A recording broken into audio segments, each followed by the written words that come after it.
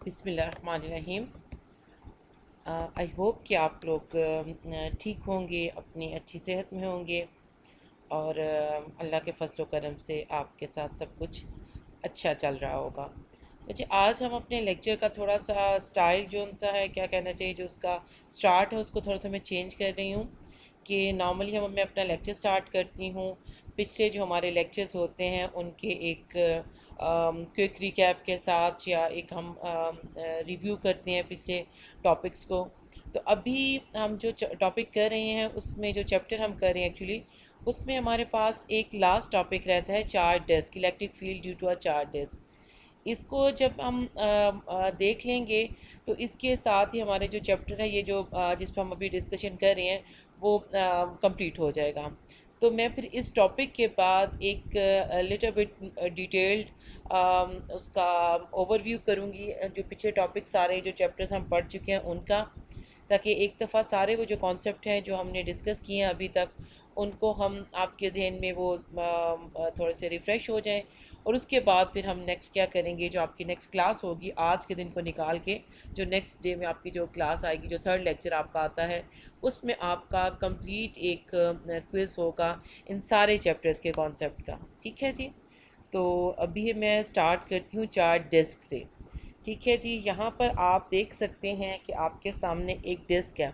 Disc ये जो आपकी इवन आपकी जो कंप्यूटर ये जो डिस्क होती है जो आप यूज़ करते हैं, ये भी हो सकती है, या कोई भी ऐसी फ्लैट सरफेस है आपकी जिस पे सर्कुलर हम ले रहे हैं। सर्कुलर हम क्यों लेते हैं उसकी एग्जांपल आप उसको उसको हम डिस्कस कर चुके हुए हैं कि हम एक्चुअली हमें एडवांटेज होता है, वी फाउंड सम सिमिट्रीज, तो उसकी वजह से हमें इसको यूज़ करना हम आसान रहता है जब भी whenever we have some physical problems. तो हमारा जो सबसे पहला यू कैन से कि स्टेप होता है, जो कंसर्न होता है, वी लुक फॉर सिमिट्रीज। उससे आपकी जो प्रॉब्लम होती है वो बहुत आसान हो जाती है, आप उसकी जो कॉम्प्लिकेशन है वो ख़त्म हो जाती है। या ये समझे कि आप किसी रिज़ल्ट पे, किसी एंड रिज़ल्ट पे जब पहुंचना चाहते हैं, तो इस किस्म के सिमेट्रीज को यूज़ करके हम एक प्रॉपर फॉर्म बना सकते हैं अपने प्रॉब्लम के सलूशन की। ठीक है जी।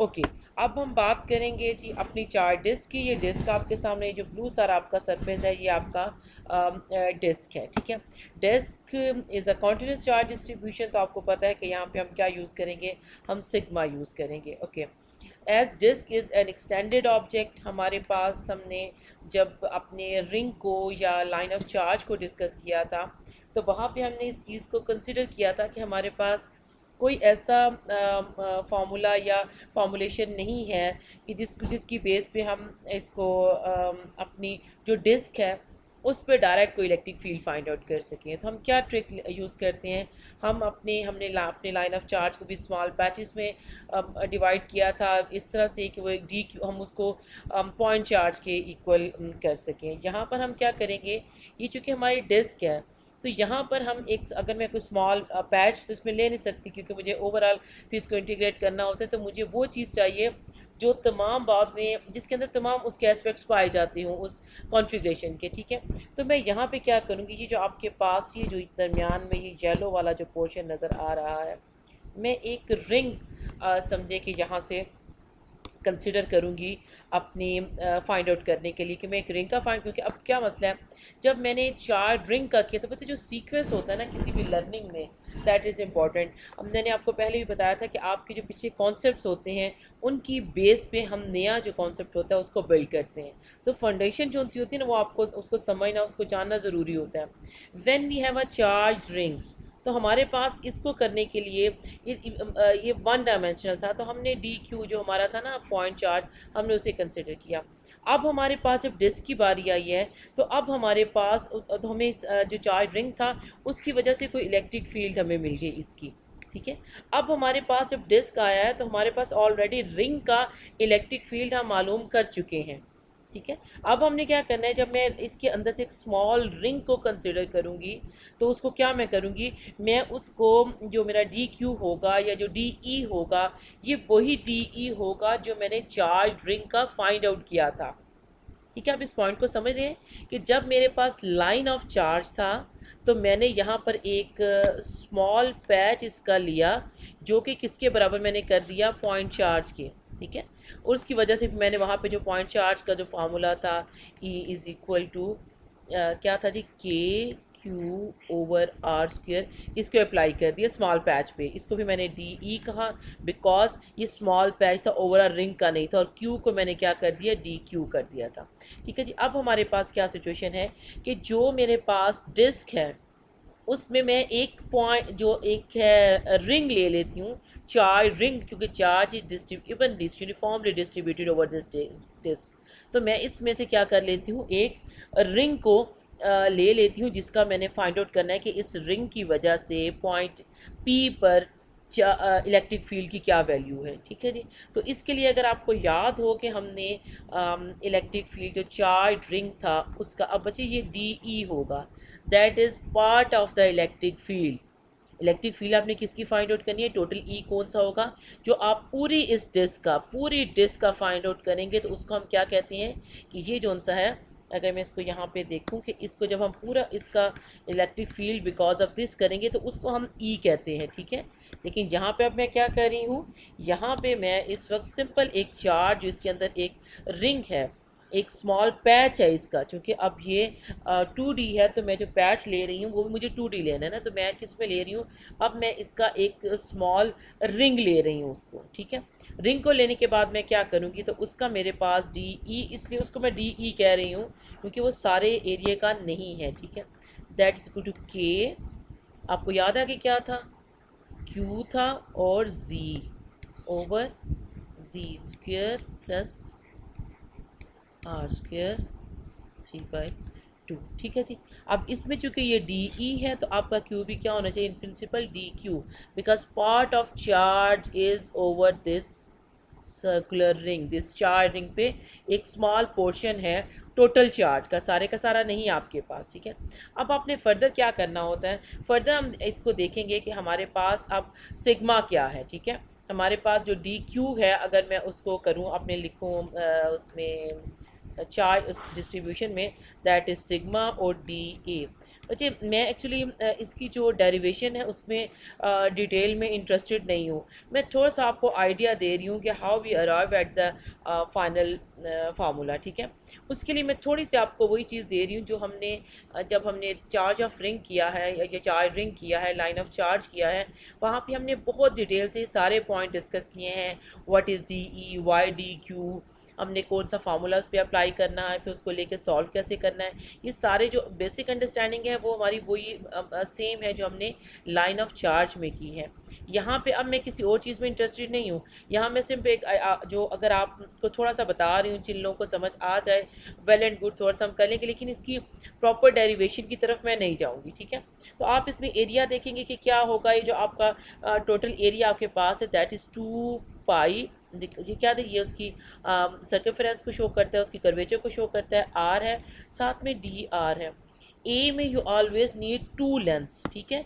एक लेंथ आपकी आर है, दूसरी आपकी डी आर है। What is D R, R उसका क्या है, रेडियस है यहाँ से लेके जो जहाँ तक आपने उस रिंग को कंसिडर किया है। डी आर क्या है, डी आर बेसिकली आपकी उस रिंग की लेंथ है, ठीक है जी। तो यहाँ पे आप इसको रिप्लेस कर देंगे। एक्चुअली यहाँ पे जो डिफरेंस आ रहा है ना, दैट इज़ कि आपने इंटीग्रेट किस पर करना है, वहाँ पर हमने इंटीग्रेशन में जी और आर को बाहर निकाल दिया था, ठीक है, जब हमने चार्ज रिंग की बात की थी। लेकिन यहाँ पर जो आपकी इंटीग्रेशन, अगर आप अपने इसको देखें, आप लोगों को आई थिंक मैथमेटिक्स के लोग हैं, आपको ये चीज़ समझ आनी चाहिए, आपने इसको ऑलरेडी डिस्कस किया होना चाहिए कि देखिए यहाँ पर आपकी इंटीग्रेशन किस चीज़ पर हो रही है, ये ज़ीरो से लेके आपने यहाँ तक का तो कंसिडर कर लिया डी आर वाले में, लेकिन जो आपकी असल जो आपका रेडियस है, जो आपका डिस्क है, दैट इज़ 0 टू आर। इसका ये मतलब है कि आप इंटीग्रेशन किस पे करेंगे, आर पे, 0 टू आर पे। तो ये जो आपका सारा पोर्शन है ना, ये वाला, अब ये किस में आ जाएगा, ये इंटीग्रेशन के अंदर आ जाता है, ठीक है। तो आप इसको सिंप्लीफाई करेंगे, अगर आप करके देखना चाहें तो आप इसको करके देख सकते हैं कि ईज़िली ये हो जाएगा। लेकिन मैं यहाँ पर एक्चुअली लिखना क्या चाह रही हूँ, जो फाइनल हमारा कंक्लूजन है, मैं उसको लिखना चाह रही हूँ, ताकि हमें पता चले कि इन सारी हाउ टू से जो हमने एजम्पशन यूज़ किए हैं या वट एवर जो हमने कैलकुलेशन या इंटीग्रेशन करनी है, उसके बाद हमारे पास लास्ट में जो इक्वेशन आती है दैट इज़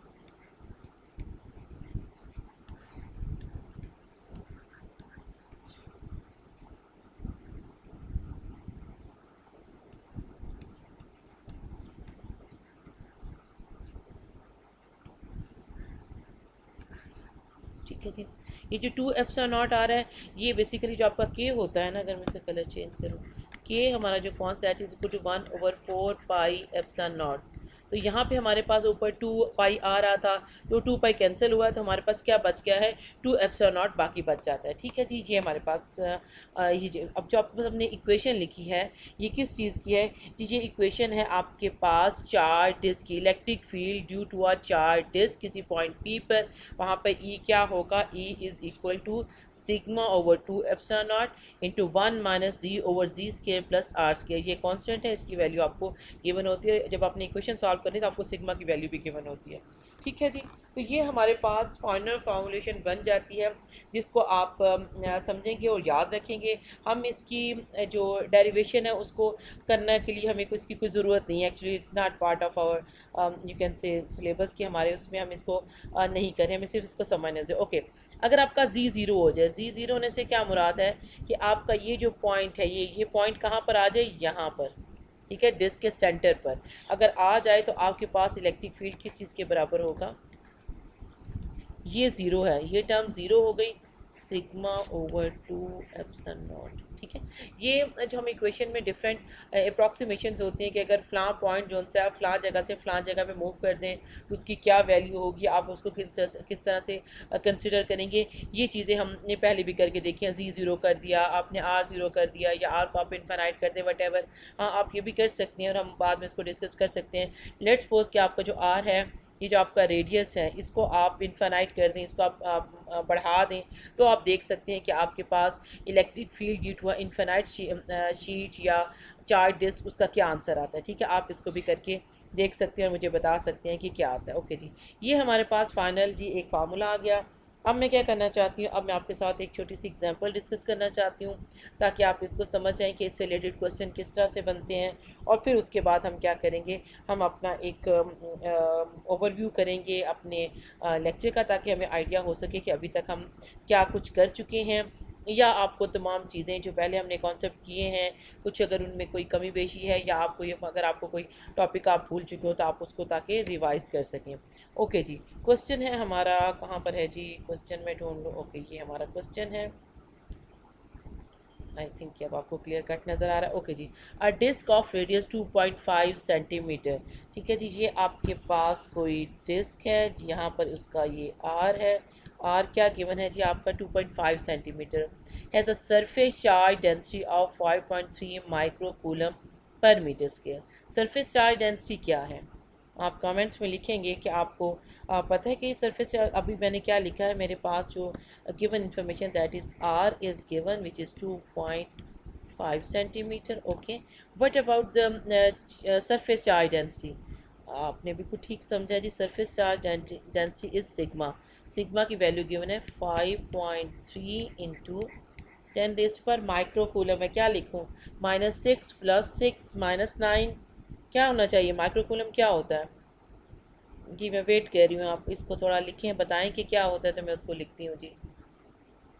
ये -6 होता है, ठीक है, coulomb metre square. By metre square because इस surface charge density, surface charge density में आपके पास सिग्मा क्यू ओवर ए आता है। ए की जो डायमेंशन होती है दैट इज़ मीटर स्क्वायर। ठीक है जी, ऑन इट्स अपर सरफेस, ऊपर वाली सरफेस पे आपके पास चार्ज पढ़ रही हूँ। What is the magnitude of the electric field produced by the disk at point on its central axis। ये सेंट्रल एक्सिस आपने पॉइंट लेना है at distance z is equal to 12 centimetre. ये क्या था, यानी कि ये आप समझें कि आपके पास एक आपकी डिस्क है, आप उसको टेबल पे रखें, और वही जो हमने लास्ट अपने उसमें अंडरस्टैंडिंग के लिए किया था कि आप क्या करेंगे, आप इसके सेंटर पे अपनी एक पेंसिल को खड़ा करेंगे, ये इस पॉइंट पे, और जहाँ पे समझे आपकी पेंसिल एंड हो रही है vertically, that is your z which is given and equal to 12 centimetre. ठीक है जी, अब हमने क्या फाइंड आउट करना है, हमने ई फाइंड आउट करना है। आपको पता है जी हमारे पास अगर चार डिस्क की बात हो रही है तो उसका ई किसके बराबर आता है, सिग्मा ओवर 2 एप्सिलॉन नॉट। यहाँ पे आपके पास क्या आ जाता है जी, 1 माइनस जी, जी आपको गिवन है, G square which is given, R square R given है 1/2। ठीक है जी, ये आपके पास इलेक्ट्रिक फील्ड है ड्यू टू चार्ज डिस्क। ठीक है, अब आपने इसके अंदर अपनी जो गिवन वैल्यूज़ हैं उनको लगाना है ताकि आपको पता चले कि आपके पास अब क्या गिवन सिचुएशन आ रही है। ठीक है जी, आपके पास अगर मैं यहाँ पर लेट्स सपोज एप्सिलॉन नॉट की वैल्यू लिख दूँ, इट्स कांस्टेंट 8.85 इंटू 10⁻⁻12 है। ठीक है जी, अब आप क्या करेंगे, सिग्मा गिवन है, क्या था सिग्मा 5.3 बचे। आप इसको मेरे साथ साथ करेंगे ताकि आप लोग और मैं अपना जो क्वेश्चन है, जो आंसर है या जो सॉल्यूशन हम कर रहे हैं उसको हम टैली कर सके बाद में। ठीक है जी, ओके। सिग्मा ओवर 2 यहाँ पे ओवर 2 इंटू 8.8 इंटू 10⁻⁻12 ये आ गया। ठीक है जी, उसके साथ हमारे पास क्या है जी, इधर हमारे पास है 1 माइनस जी, मेरे पास क्या है जी, अगर आप देखें तो जी किसके बराबर है जी, 12 सेंटीमीटर है। तो सेंटीमीटर को सेंटीमीटर में लिख दूँ या कुछ करना पड़ेगा, क्या कहती हैं जी? सेंटीमीटर जी है 12 सेंटीमीटर, तो यहाँ पे 12 लिख दूँ या कुछ और करना पड़ेगा मुझे? यस, हमने इसको क्या करना है, हमने इसको मीटर में कन्वर्ट करना है। ठीक है जी, डिवाइडेड बाई 2 इसका स्क्वायर है प्लस हमारे पास क्या आर क्या था, आपको याद है आर क्या है, 2.5 सेंटीमीटर है ये। ठीक है, इसको क्या करना है फिर आपने, इसको अगेन आप क्या करेंगे 0.025 इसका स्क्वायर और फिर इस सब का अंडर रूट। ठीक है जी, ये आपके पास इक्वेशन 1 है ना, ये सारी इक्वेशन के साथ है। यहाँ पे एक्चुअली इसको मुझे रिमूव करना चाहिए।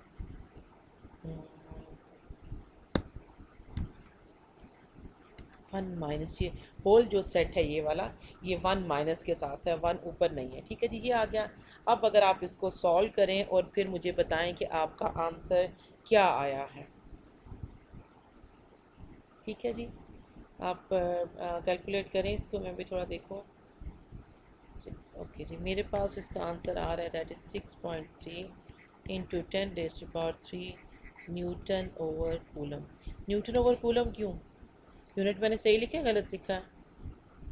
सही क्या, क्यों? Because it is an electric field, unit remain same. हम इलेक्ट्रिक फील्ड को डिस्क्राइब कर चुके हुए हैं, ये फोर्स पर कूलम इसका आता है तो न्यूटन पर कूलम इसका आता है। ठीक है जी, आप ये जो आंसर है उसको टैली करें, देखें आपके पास क्या चीज़ आता है। ठीक है बच्चे, तो ये हमारी डिस्कशन हो गई अबाउट व्हाट ये है electric field due to a charge disc. ठीक है, या आपने उसकी इलेक्ट्रिक फील्ड फाइंड आउट कर ली है, और ये एक तरह का हमारा लास्ट टॉपिक था अपने इस चैप्टर का। तो जिसमें हमने अभी मैं अब मैं क्या करूँगी कि वापस जाके अपने जो पूरे जो हमारे पहला दूसरा चैप्टर है उसका मैं एक अब रिकैप लेती हूँ इंक्लूडिंग चार्ज डिस्क। ठीक है, पहले मैं देखती हूँ कि हमारे पास कैसे उसकी वैल्यूज़ आई थी, हमने क्या उनको किया है, और उसके बाद फिर हम लाइन ऑफ चार्ज को डिस्कस करते हुए उसके साथ ही हम क्या करेंगे, इसको भी डिस्कस कर लेंगे। ठीक है जी, अब अगर हम आ जाएं अपने रिव्यू की तरफ, तो सबसे पहले हमने क्या किया, इसको मैं थोड़ा छोटा कर लूँ जी। ठीक है, मुझे मिल गया है जी मेरे इस पर। ओके, नो हमने इससे एक्चुअली स्टार्ट नहीं किया था, हमने स्टार्ट किया था इलेक्ट्रोस्टैटिक्स से। ओके जी, we have started this course with the discussion of electrostatics. What is electrostatics? Electrostatics को हमने समझा भी, मैं ग्रीन ले लेती हूँ। It's a combination of two words basically, electro which is electric charge, या electron भी आप कह सकते हैं इसको, statics at rest. So it's a branch of physics in which we study charges at rest. ठीक है जी, इसको हमने इस तरह से डिस्क्राइब किया। अब चूँकि हमने इसको डिस्क्राइब किया है in terms of electric charge, ठीक है, तो उसका ये मतलब है कि हमें ये पता होना चाहिए ना कि इलेक्ट्रिक चार्ज क्या होता है। तो हमारे पास जो नेक्स्ट डिस्कशन हमने की that was electric charge. Electric charge is an intrinsic property of particles, matter particles. ठीक है जी, ये जस्ट एक प्रॉपर्टी है, बेसिक प्रॉपर्टी है उसकी, यू कैन से इनहेरेंट प्रॉपर्टी है, क्योंकि ना तो आप इस प्रॉपर्टी को चार्ज किसी पार्टिकल को देते हैं और ना आप उससे इसको ले सकते हैं। ऐसा नहीं होता मैं कहूँगी अच्छा मैं इस पार्टिकल को, ये कोई पार्टिकल पड़ा हुआ है न्यूट्रल है तो उसको मैं चार्ज कर लूँ। जब हम कहते हैं कोई चीज़ आप चार्ज करते हैं विच मीन्स कि it's a transfer of material, क्योंकि इलेक्ट्रिक चार्ज तो खुद से कुछ नहीं है ना। इसकी एक हमने क्रूड एग्जांपल की थी कि मैं आपसे कहती हूँ कि आप आंखों से आप ये नहीं करेंगे, आप दो आंखें बैठ के नहीं ढूंढना शुरू कर देंगे कि अच्छा कहाँ पे दो आंखें पड़ी हुई हैं। आपको पता है कि आंखें आंखें एक बंदे का, एक इंसान के पास दो आंखें होती हैं, ये एक इंसान को शो कर रही हैं। और देखना जो उनसा है, ये प्रॉपर्टी भी इंसान के साथ होती है ना। अगर आप किसी की आंखें निकाल के रख दें तो वो देख तो नहीं पाती ना फिर आंखें वो खुद से। तो आप क्या करते हैं, आपकी इसकी अंडरस्टैंडिंग आपके पास ये आती है कि okay we are talking about some person, कि जो आपको देख रहा है। ये वे है ना कि आप किस तरह से उसको एक्सप्लेन करते हैं चीज़ों को। तो इलेक्ट्रिक चार्ज जो सा है, ये एक प्रॉपर्टी है चार्ज पार्टिकल्स की। इसका ये मतलब होता है कि अगर हम कभी बात कर रहे हो चार्ज, इलेक्ट्रिक चार्ज की, उसका मतलब ये है कि indirectly we are talking about particles, charge particles. वो पार्टिकल वहाँ पर हैं जिनकी ये प्रॉपर्टी है इलेक्ट्रिक चार्ज। ठीक है जी। तो ये एक बेसिक प्रॉपर्टी है कुछ पार्टिकल्स की जो नेचर में मौजूद हैं। उनकी ये प्रॉपर्टी है कि उनके पास इलेक्ट्रिक चार्ज होता है। अब वो क्या करता है वो हम नेक्स्ट देखेंगे। उस इलेक्ट्रिक चार्ज का मतलब क्या है, जिस प्रॉपर्टी को हमने इलेक्ट्रिक चार्ज का नाम दिया है वो क्या करता है। ठीक है, हमारे पास इलेक्ट्रिक चार्ज की जो हमने पढ़ी है, there are only two types, positive and negative. ठीक है जी। और ये जो पार्टिकल्स हैं हमारे पास, दैट हमने तो फिर हमने यहाँ से एटम के कॉन्सेप्ट पे किया कि एटम में क्या है, इलेक्ट्रिक चार्ज, इलेक्ट्रॉन्स हैं और प्रोटॉन्स हैं। इन दोनों पे पॉजिटिव, एक पे पॉजिटिव चार्ज होता है, एक पे नेगेटिव चार्ज होता है। Because of equal number of protons and electron in an atom, atom is neutral. the net charge over an atom is zero. हम ये नहीं कह सकते कि एटम के पास चार्ज ही नहीं होता है, एटम के पास ढेर सारे चार्जेस होते हैं। आप यूरेनियम का एटम ले लें, आपके पास ढेर सारा पॉजिटिव चार्ज होता है, नेगेटिव चार्ज होता है। बट द नेट इफ़ेक्ट, जो नेट चार्ज है, जो चार्ज पार्टिकल्स हैं, इनकी ये प्रॉपर्टी भी है कि ये एक दूसरे को, अगर ये अपोजिट चार्ज आ जाए तो एक दूसरे को कैंसल आउट भी करते हैं। किस हिसाब के बाद ग्रेविटेशनल फोर्स, हम इसकी एग्जांपल इलेक्ट्रिक फील्ड की, जो इलेक्ट्रिक चार्ज होता है ग्रेविटेशनल की भी लेते हैं, लेकिन ग्रेविटेशनल जो सी होती है वो ऑलवेज अट्रैक्टिव होती है। ठीक है, उसमें दूसरा कोई नहीं चीज़ होती, इसका मतलब कि उसकी कैंसलेशन नहीं होती है। इलेक्ट्रोस्टैटिक फोर्स जो या जो इलेक्ट्रिक चार्ज के पास जो फोर्स है, इलेक्ट्रोस्टैटिक फोर्स है, ये चूँकि रिपल्सिव भी होती है, अट्रैक्टिव भी होती है। तो जब पॉजिटिव नेगेटिव आपस में एक दूसरे के पास आते हैं तो एक दूसरे को क्या करते हैं, कैंसिल आउट कर देते हैं। ठीक है जी। हमने यहाँ से फिर आयंस को भी डिस्कस किया कि अगर आप कोई इलेक्ट्रॉन किसी मटेरियल से, एटम से ले लेते हैं तो उसके पास पीछे पॉजिटिव चार्ज रह जाता है, तो उसको हम पॉजिटिव आयन कहते हैं। अगर आप किसी एटम को एक्स्ट्रा इलेक्ट्रॉन दे दें तो उस पर नेगेटिव चार्ज आ जाता है, उसको हम नेगेटिव आयन कहते हैं। ये सारी डिस्कशन बच्चे हमने की है किसमें, इलेक्ट्रिक चार्ज में। ठीक है, उसके बाद हमने इसकी प्रॉपर्टीज़ को हम देख रहे थे। प्रॉपर्टी में अगर हम ओवरऑल चार्ज की समझें कि जो हम उसकी एक प्रॉपर्टी देखते हैं वो ये होती है कंजर्वेशन ऑफ चार्ज। कि अगर आपके पास लेट्स सपोज कहीं, एक मिनट, अगर आपके पास लेट्स सपोज कहीं पर एक चार्ज ए था, इसका साइज ज़्यादा तो मुझे ये थोड़ा सा शायद बड़ा है, दैट्स वाई उतना आई थिंक आपको ये छोटा नहीं लग रहा होगा। ठीक है जी, ओके। अब आपके पास एक जो चार्ज है, इसको ओके,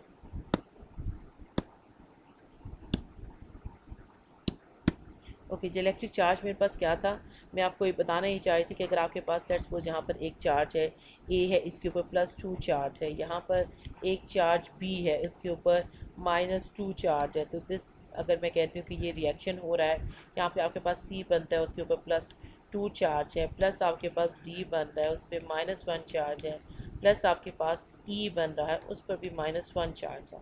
ठीक है, तो आपके पास दो वे हैं। आप पहले इसको ये चेक करेंगे कि whether this reaction is possible or not. Conservation of charge ये कहता है कि charge before any reaction should be equal to charge after reaction. ठीक है, अब हम यहाँ पे अगर मैं देखूँ तो मेरे पास क्या है, +2 है, प्लस मेरे पास -2 है।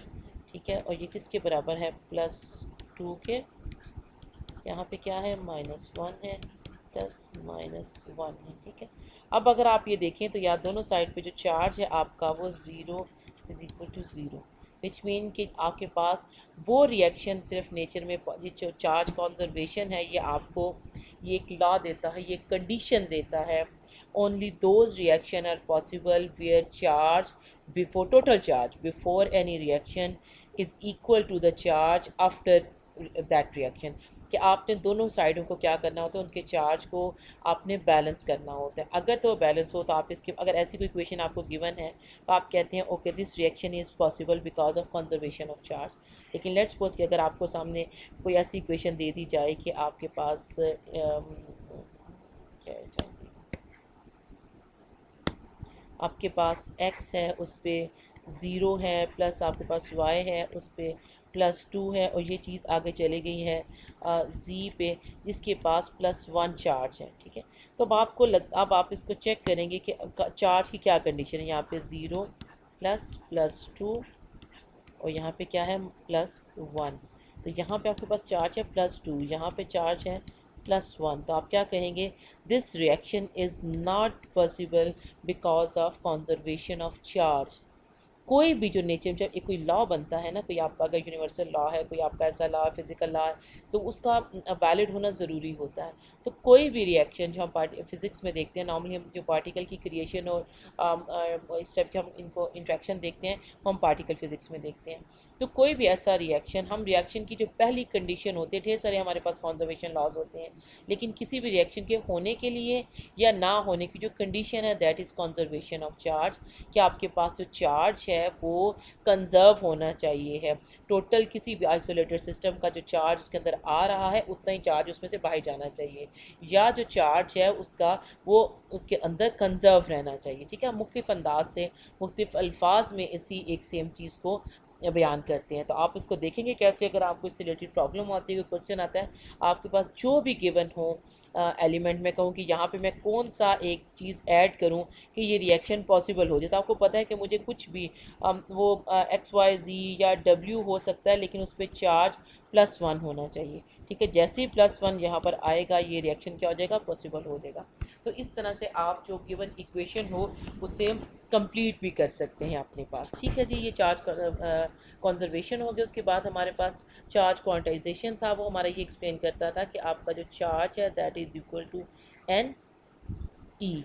ई इज़ फंडामेंटल चार्ज, इसकी वैल्यू हमने की है 1.6 इंटू 10⁻⁻19 कूलम।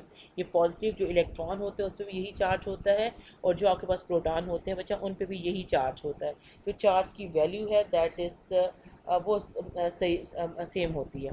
ओके जी, अब हमने क्या करना है, जो n है हमारे पास वो आपके पास 1 से लेके ऑनवर्ड इंटीजर जाता है। इसका ये मतलब है कि आपके पास जो चार्ज की वैल्यू आती है या जो आप चार्ज ऐड करते हैं या वहाँ से निकालते हैं वो इंटीग्रल मल्टीपल होता है किसका, फंडामेंटल चार्ज का। तो आप अगर इसको कहीं पर आपका अगर एक पार्टिकल है तो यहाँ पर n की जगह 1 आ जाएगा, तो e की जगह पे आपकी वैल्यू आप उससे लिखेंगे तो आपको एक इलेक्ट्रॉन का चार्ज मिल जाएगा, ये एक प्रोटॉन का चार्ज मिल जाएगा।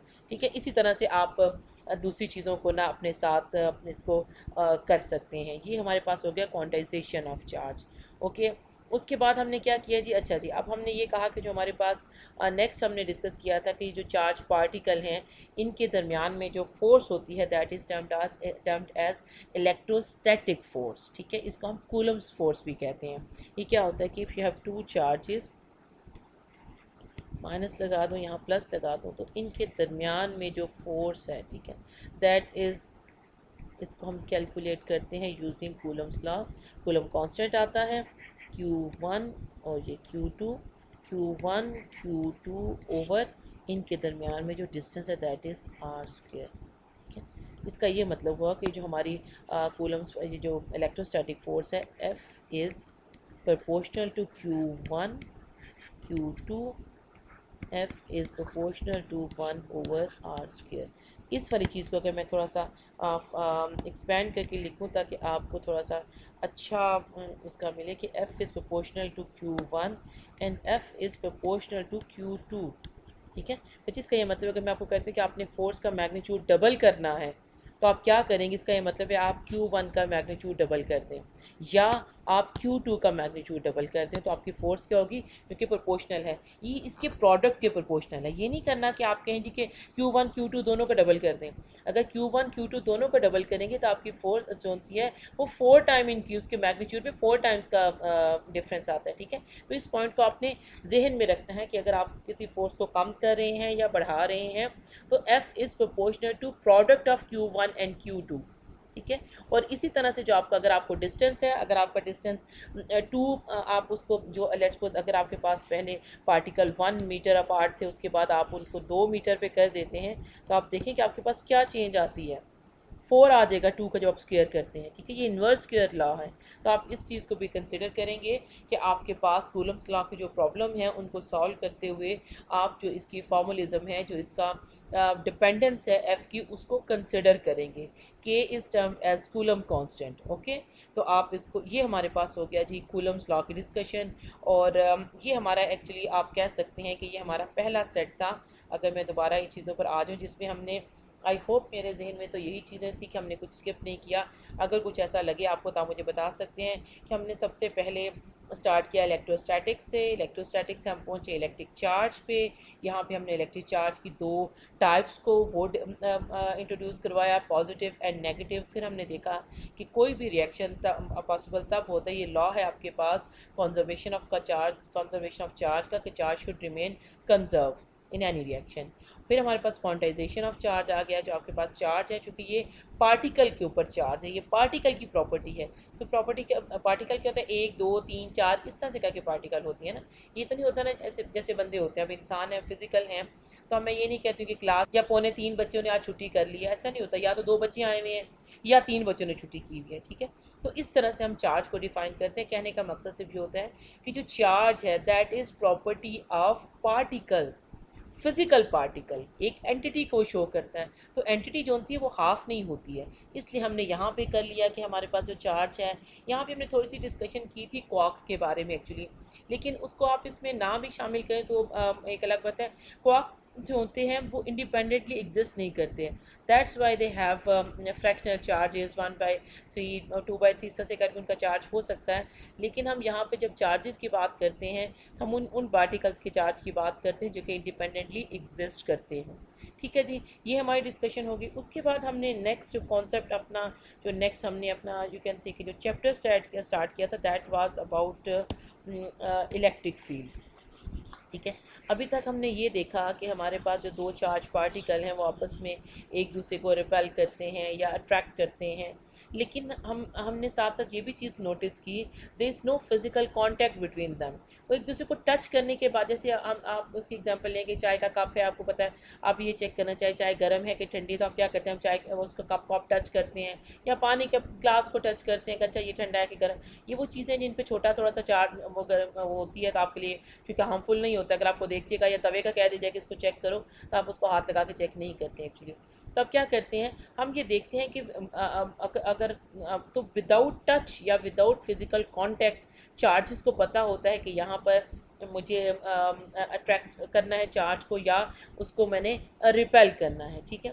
तो ये उसे कैसे पता चलता है, तो यहाँ पर we have introduced an idea of electric field. Electric field भी क्या हुआ कि हमने इसको इस तरह से डिस्क्राइब किया कि किसी भी चार्ज पार्टिकल के around it's a space around a charge particle, जहाँ पे उसके फोर्स ऑफ अट्रैक्शन या फोर्स ऑफ रिपल्शन को आप एक्सपीरियंस कर सकते हैं। और जितना उससे आप दूर होते जाएंगे उतना ही उसका जो ये इफ़ेक्ट है ये कम होता चला जाता है, ठीक है। इसको हम आगे जाके इलेक्ट्रिक फील्ड लाइन से फिर हम इसको शो करते हैं, ठीक है। तो ये हो गया हमारे पास इलेक्ट्रिक फील्ड का कॉन्सेप्ट कि जो आपके पास इलेक्ट्रिक फील्ड है that's a space or region around a charge particle where you can experience its force of attraction or force of repulsion, और you can say its electrostatic force है, उसकी presence को आप जहाँ पे फील कर सकते हैं, that is because of electric field, ठीक है। अब ये जो इसका हमने एक्चुअली फार्मूला भी पहले लिखा कि electric field is equal to F over Q naught. Q naught क्या है जी, क्यू नॉट आपके पास टेस्ट चार्ज है। लेट्स सपोज आप ये जो आपके पास ये इलेक्ट्रिक फील्ड है, ये रेड वाली सारी, और यहाँ पे मैं कहती हूँ इस पॉइंट पे मैं जानना चाहती हूँ कि यहाँ पे इसकी वजह से इलेक्ट्रिक फील्ड क्या होगी। तो मैं क्या करती हूँ, मैं यहाँ पर एक टेस्ट चार्ज ला के रखती हूँ जिसको मैं कहती हूँ क्यू नॉट, और उस पर भी मैं क्या हो जाएगा, 2 चार्जेस होगी ना, एक लेट्स सपोज Q1। अब ये Q1 और Q0 इन दोनों के दरमियान में आप क्या करेंगे, यहाँ पर आप कूलम्स लॉ अप्लाई करेंगे, आप F फाइंड आउट करेंगे, और उस फोर्स को जब आप Q0 से डिवाइड करेंगे तो आपको इलेक्ट्रिक फील्ड मिल जाती है, ठीक है जी। तो ये हमारे पास फोर्स का फार्मूला था कि जहाँ पर हमने क्या फाइंड आउट कर लिया, अपने पास हमने इलेक्ट्रिक फील्ड को फाइंड आउट किया फ्रॉम फोर्स, ठीक है। अगर आप फोर्स का जो हमने फिर क्या किया, फोर्स को हमने लिखा कि के, अभी थोड़ी देर पहले हमने इसको लिखा है जी, ठीक है, ओवर आर स्क्वायर। जब आप इसको ई में रिप्लेस करते हैं तो ई विल बी इक्वल टू के Q1 Q0 over are square into Q0, ठीक है। तो आपके क्या हो जाता है, आपके पास ये Q0 से कैंसिल हो जाता है, सो E इज़ इक्वल टू के Q ओवर आर स्क्वायर, ठीक है जी। अब अगर आप देखें तो आपके पास ये भी E है, ठीक है, और ये भी E है। अब आपको ये क्वेश्चन चूँकि बात सेम है, दोनों का मतलब एक ही निकलता है, आप दोनों को सॉल्व करते हैं, आपके पास एक जैसा ही रिजल्ट आता है। लेकिन आपने जो गिवन क्वेश्चन होता है, आप वहाँ पर देखेंगे कि आपको अगर तो आपको फोर्स गिवन है, आर गिवन नहीं है, फोर्स गिवन है तो आप, और क्यू नॉट गिवन है तो आप ये वाला फार्मूला लगाते हैं। अगर आपके पास चार्ज गिवन है, चार्ज जिसका आपने फाइंड आउट करना है इलेक्ट्रिक फील्ड, और आपके पास टेस्ट चार्ज है या टेस्ट चार्ज ना भी हो, और आपको डिस्टेंस आर गिवन है, तो आप ये वाला फार्मूला लगाएंगे, ठीक है। तो ये दो डिफरेंट इंटरप्रिटेशन है इलेक्ट्रिक फील्ड की। Depending upon your given data आप डिसाइड करेंगे कि आपने कौन से फार्मूलों को वहाँ पर अप्लाई करना है। ओके जी, ये हमारा पास एक कॉन्सेप्ट हो गया। अच्छा बच्चे, इसके अलावा हमने इसकी डायरेक्शन और फील्ड स्ट्रेंथ को फाइंड आउट करने के लिए इलेक्ट्रिक फील्ड लाइंस का कॉन्सेप्ट हमने इंट्रोड्यूस करवाया था। उसमें हमने ये कहा कि लेट्स सपोज अगर आपके पास पॉजिटिव चार्ज है तो आप उसकी अंडरस्टैंडिंग ये लेते हैं कि उसमें से स्ट्रेट जोन सी हैं फील्ड जोन लाइंस जोन सी हैं वो निकल रही हैं, इसको हम कहते हैं फील्ड लाइंस, ठीक है। और हमारे पास जो नेगेटिव चार्ज हैं उसमें से भी ऐसी ही फील्ड लाइंस जोन सी हैं वो निकल रही हैं, बट उनके जो एरो की डायरेक्शन है that is inward. When ever आप नेगेटिव चार्ज को ड्रा करना चाहेंगे तो आप उसकी फील्ड लाइंस को कहाँ बनाएंगे, इनवर्ड। जब भी आपको पॉजिटिव चार्ज को शो करना होगा उसकी फील्ड लाइन कैसे होंगी, उसका जो एरोहेड किधर है वो आउटवर्ड होते हैं, ठीक है। तो ये हमें देता है डायरेक्शन। यहाँ पर अगर पॉजिटिव चार्ज पड़ा हुआ है, मैं कहूँ आपको कि इस पॉइंट P पर आप इसकी इलेक्ट्रिक फील्ड से वेक्टर क्वांटिटी, इसकी डायरेक्शन फाइंड आउट करें, तो आप क्या करेंगे, यहाँ से सीधा लाइन ड्रा करेंगे और आउटवर्ड रखेंगे उसको, तो ये क्या हुआ, ये इसकी डायरेक्शन हो गया। इसी तरह अगर आपका पॉइंट P है वो यहाँ पड़ा हुआ है, यहाँ पर मैं कहती हूँ कि आप इसकी इलेक्ट्रिक फील्ड फाइंड आउट, इसकी डायरेक्शन फाइंड आउट करो, तो आप क्या करेंगे, यहाँ से आप स्ट्रेट लाइन लगाएंगे और डायरेक्शन किधर रखेंगे, इनवर्ड। ये देखिए दोनों पॉइंट हैं। डायरेक्शन आपको ये कहाँ से आपको डायरेक्शन मिली है, इलेक्ट्रिक फील्ड लाइन से, ठीक है। दूसरी चीज़ जो हम इलेक्ट्रिक फील्ड लाइन से we can find out that is strength of the electric field. Strength क्या होती है, जितना ज़्यादा इनके दरमियान में डिस्टेंस होगा उतना ज़्यादा आपके पास वीक होगी आपकी इलेक्ट्रिक फील्ड। का ये मतलब है कि इलेक्ट्रिक फील्ड की जो स्ट्रेंथ है वो पार्टिकल के पास ज़्यादा होगी, और पार्टिकल्स जितना आप दूर तक चलते जाएंगे इसकी इलेक्ट्रिक फील्ड कम होती चली जाएगी। और ये कॉमन सेंस की बात भी है, आप इस चीज़ को अपने एक्सपीरियंस करके देखें, because it is electric field is dependent on R square, 1/r², inverse square law है कि जैसे आप उससे दूर जाएंगे थोड़ा डिस्टेंस, क्योंकि ये आर हो गया ना आपका, ये वाला जो आपके पार्टिकल से दूर जा रहा है, ये जितना ज़्यादा होता जाएगा आपका जो इलेक्ट्रिक फील्ड है वो वीक होती चली जाएगी। दूसरी इसकी इंटरप्रिटेशन ये है कि अगर आपके पास कहीं पर डेंस हो इलेक्ट्रिक फील्ड लाइंस, ठीक है, तो इसका ये मतलब है कि वहाँ पर आपके पास क्या है, इलेक्ट्रिक फील्ड स्ट्रॉन्ग है। और जहाँ पर इलेक्ट्रिक फील्ड वो हो कम हो इलेक्ट्रिक फील्ड लाइंस, वहाँ पे इलेक्ट्रिक फील्ड क्या होता है, कम होते हैं। कि मैं कहूँ कि यहाँ पे ज़्यादा इलेक्ट्रिक फील्ड स्ट्रेंथ किसकी है, इंटेंसिटी इलेक्ट्रिक फील्ड की ज़्यादा कहाँ पर, तो ऑफ कोर्स आप इस वाले को टिक करेंगे कि यहाँ पर ज़्यादा है। क्यों, क्योंकि यहाँ पर आपको नंबर ऑफ़ लाइंस जो हैं वो ज़्यादा नज़र आ रही हैं, ठीक है जी। ये हमारा कॉन्सेप्ट हो गया था किसका, इलेक्ट्रिक फील्ड लाइंस का और इलेक्ट्रिक फील्ड का। ओके, इसके बाद हमने ये किया कि लेट्स सपोज आपके पास एक पॉइंट चार्ज है। पॉइंट चार्ज से मुराद हम इसको डिस्कस कर चुके हैं कि एक पॉइंट है आपके पास, ठीक है, इसको मैं क्यू लिखना चाहती हूँ, ठीक है। और यहाँ पर आप उसके एक पॉइंट P पे आप इस पॉइंट चार्ज की वजह से आप क्या देखना चाहते हैं, आप इलेक्ट्रिक फील्ड फाइंड आउट करना चाहते हैं। तो आप क्या करेंगे कि आप यहाँ से इसकी एक ये लाइन ड्रा करते हैं, यहाँ पर ला के Q0 रखते हैं, और ये आपका Q1 है, और यहाँ से आप इलेक्ट्रिक फील्ड फाइंड आउट करते हैं। और वो इलेक्ट्रिक फील्ड क्या थी जी, निकली हमारे पास E इज़ इक्वल टू नहीं, मैं थोड़ा सा इसको अगर नीचे, क्योंकि मैंने भी n नंबर ऑफ़ चार्जेस यहीं पे ड्रा करने हैं, तो इसलिए मैं थोड़ा सा, चले मैं यहाँ लिख लेती हूँ E, नहीं यहाँ भी सही जगह नहीं है। Okay, E is equal to K, अच्छा के Q1/R², ठीक है, ये R1 हो गया, ये आपका डिस्टेंस है उस पार्टिकल से। तो ये आपके पास इलेक्ट्रिक फील्ड निकल आई because of a point charge. अब आप क्या कहते हैं कि आपके पास जो चार्जेस हैं, जो नंबर ऑफ़ चार्ज है वो ज़्यादा है। लेट्स सपोज आपके पास यहाँ पर भी एक चार्ज है, यहाँ पर भी एक चार्ज है, यहाँ पर भी एक चार्ज है, दरमियान में भी चार्जेस हैं, ठीक है। ये Q1 था, इसको मैं कह लेती हूँ Q2, ये Q3 है आपका, लेट्स सपोज ये Qn है, ठीक है। ये जो इसके दरमियान में ये डिस्टेंस होता है सेंटर से पार्टिकल तक का होता है, तो मैं यहाँ पे सिर्फ अपनी आसानी के लिए यहाँ पे दरमियाने बना देती हूँ, ठीक है, ये हो गया। अब अगर आप इसको देखें तो ये डिस्टेंस क्या हुआ, इसको मैं R2 कह दूँगी, ये डिस्टेंस क्या हुआ, ये R3 हो गया, और ये डिस्टेंस क्या हो गया, Rn हो गया। ये जस्ट उसकी जो उनकी नंबरिंग है, मैं उसी के मुताबिक उसको क्या कर रही हूँ जी, सॉल्व कर रही हूँ।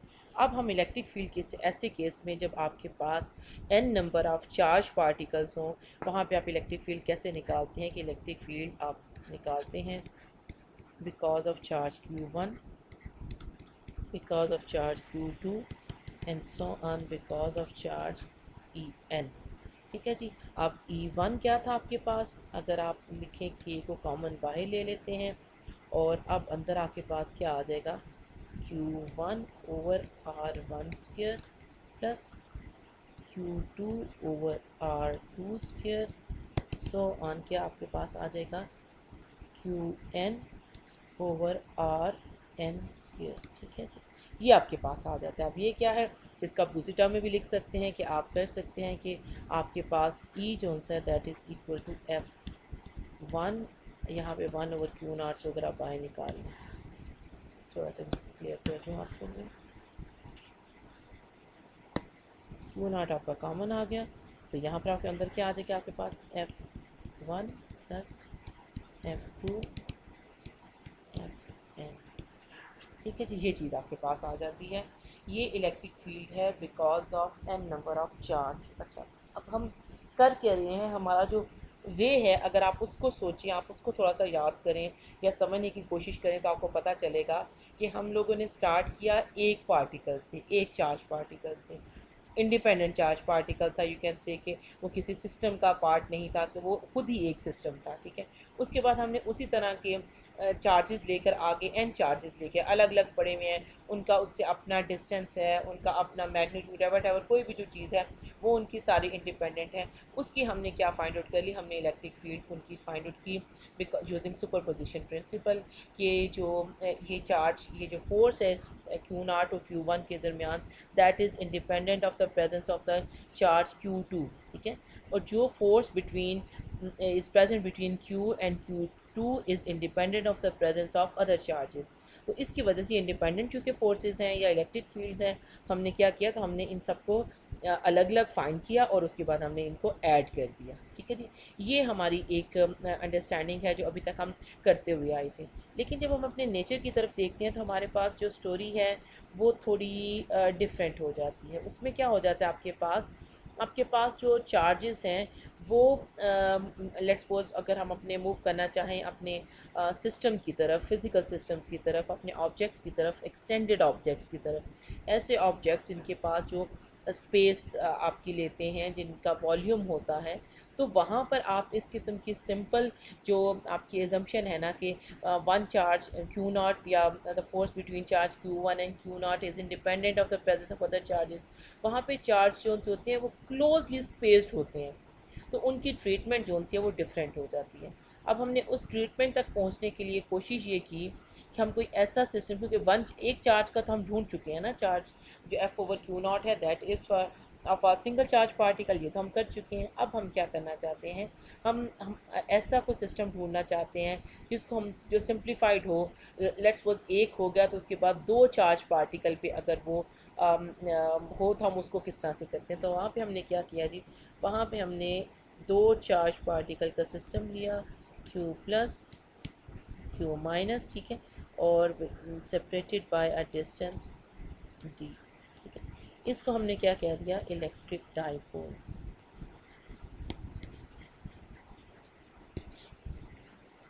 इसको हमने सॉल्व किया, पहले हमने Q1 और Q2 को हमने रिज़ॉल्व किया उनके कंपोनेंट्स में, कंपोनेंट में नहीं कहना चाहिए बेसिकली, हमने उनकी जो लेंथ्स थी वहाँ, अगर मैं इस पॉइंट एक्चुअली इस सिस्टम की वजह से मैंने ये जो सिस्टम है इसके सेंटर से लेके मैं कहूँ कि मैं पॉइंट P पे मैंने इलेक्ट्रिक फील्ड फाइंड आउट करनी थी, ठीक है। ऑफ कोर्स आपको ये पॉइंट तो कहीं ना कहीं डिस्क्राइब करना होता है ना। इलेक्ट्रिक फील्ड फाइंड आउट आप उस जो आपका ऑब्जेक्ट होता है उसके ऊपर तो नहीं करते हैं, उससे किसी फासले पर आप देखते हैं कि इसका इफ़ेक्ट क्या था किसी एक पॉइंट पर, तो वो हमने फाइंड आउट किया। अब डाइपोल की जो एग्जांपल थी ये एक हमारे पास सिंपलेस्ट एग्जांपल थी। यहाँ पर आपको क्या मिल जाता था, ये सिस्टम है जो कि दो चार्ज पार्टिकल्स पे या दो चार्जेस ऑफ सेम मैग्नीट्यूड पे कॉन्स्टिट्यूट करता है, और इसका जो डिस्टेंस है that these two charges are basically separated by a distance d, ठीक है। तो ये हमारे पास एक एग्जांपल आ गई जहाँ पर आपके पास दो चार्ज पार्टिकल आते हैं, ठीक है।